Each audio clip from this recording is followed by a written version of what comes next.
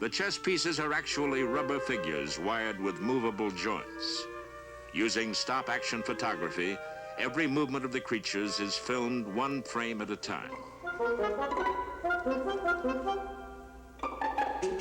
When played back, the creatures come to life in continuous motion. They are then added to the chessboard.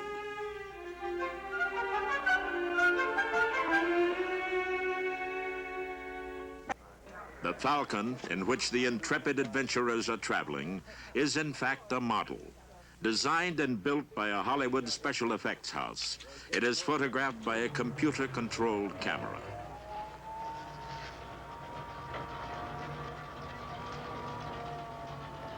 By photographing the model against a blue screen, it will later be possible to add different backgrounds and other moving objects to the scene. This can be done by means of double and triple exposures. The work is painstaking and precise. It is an endeavor where details count.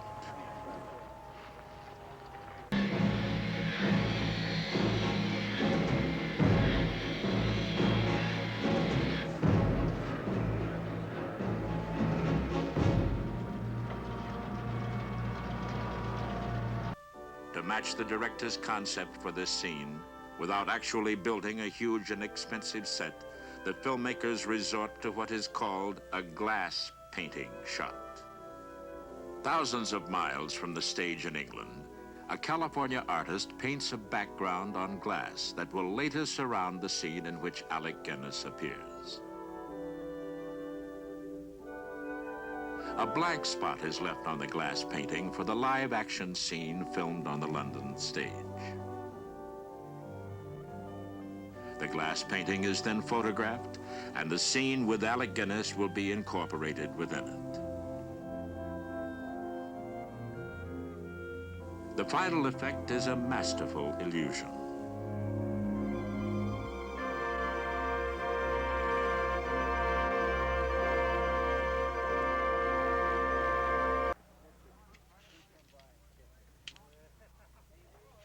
For the space-age dogfight, detailed models are used.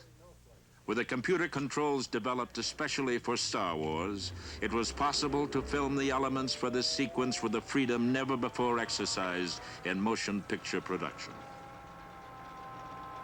By controlling the motion of the camera and by remembering those motions, the computer allows for more complex and visually dynamic photography.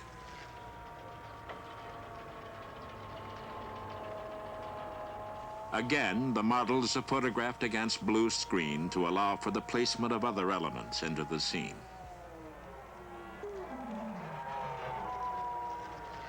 The surface of the Death Star, until now seen only as a graphic, must now be rendered as a model.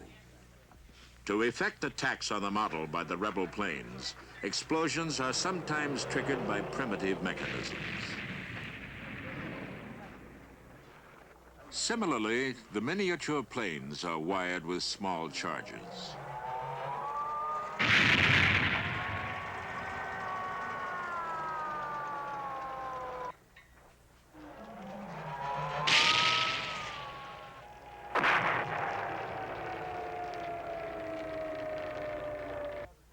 It took 2 years and $3.5 million to do the Star Wars miniature and optical effects.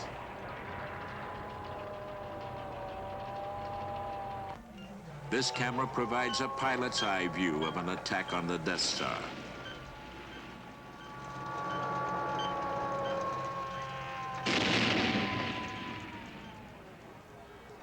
Thousands of hours are devoted to collecting all the elements necessary for the final sequence.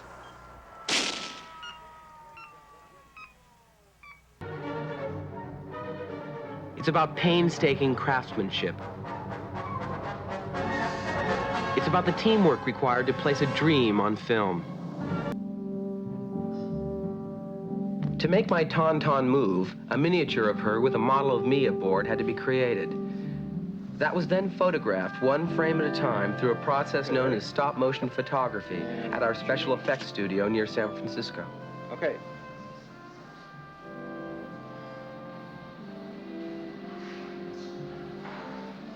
Shooting. It takes Dennis Murin and Phil Tippett an hour just to make 1 second of stop-motion film.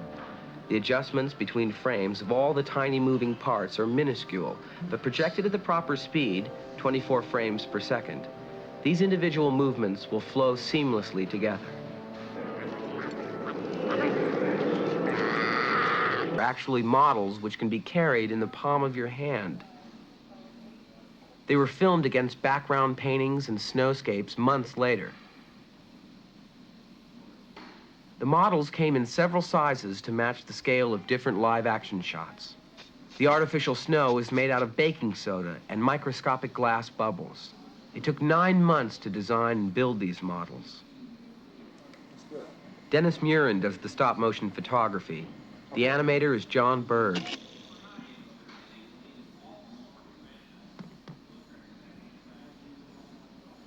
Once again, each articulated part of the model must be moved, no more than a fraction of an inch between each single frame exposure in these stop-motion sequences.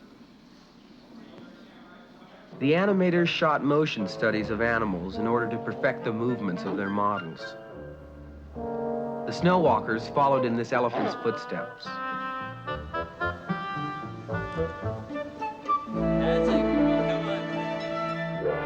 Because the live-action footage was finished before most of the special effects were completed, animated sketches, animatics, of the finished sequence were made. They served as moving blueprints for the film editor and the effects people. Orchestration, an artful blending of all the elements in a sequence, is everything in a film like Empire. The pilot's point of view, as they attacked the snow walkers, was shot on a specially developed camera. It's linked to a computer that remembers each move precisely so that it can be repeated as often as necessary. The television monitor allows the motion control camera operators to see precisely what the camera is seeing and make whatever adjustments are necessary in rehearsal.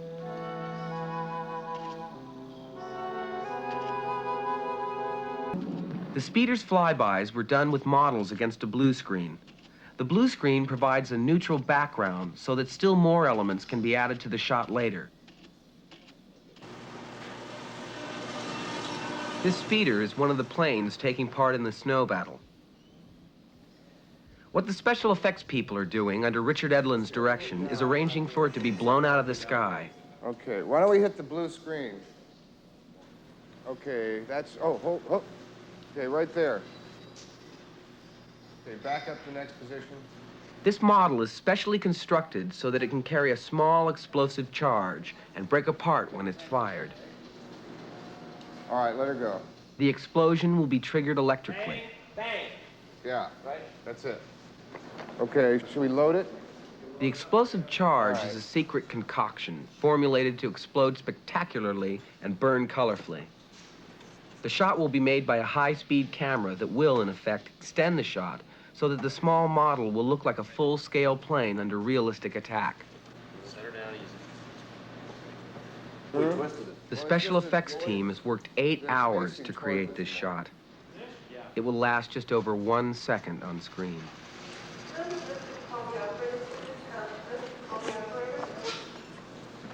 Everybody not ready? Everything's armed, ready to go. Okay. Light the smoke. Okay, let her go.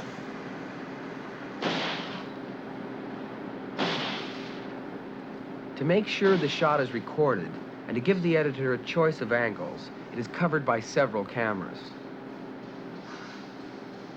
This is how the shot was worked into the final sequence. When it has to fly, or seem to, it's a model that's set in motion against a blue screen. The largest of them weighs close to 200 pounds and is 4 feet in diameter. There's another one 2 feet across. Very good for navigating an asteroid field. Yet another is just 5 inches in size. The smallest is only 2 inches. Which one to use in a shot is determined by the scale of other objects in the scene. To place a ship in motion in space, a model is shot against a blue screen. This shot is later combined with other elements also photographed against a blue screen, like this Star Destroyer.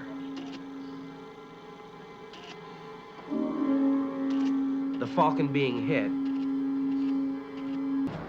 Each approaching asteroid also had to be shot separately against a blue screen and then combined. A blue screen's blue registers clear when printed on black and white film. From this film, two mats are created, one black on white, the other white on black.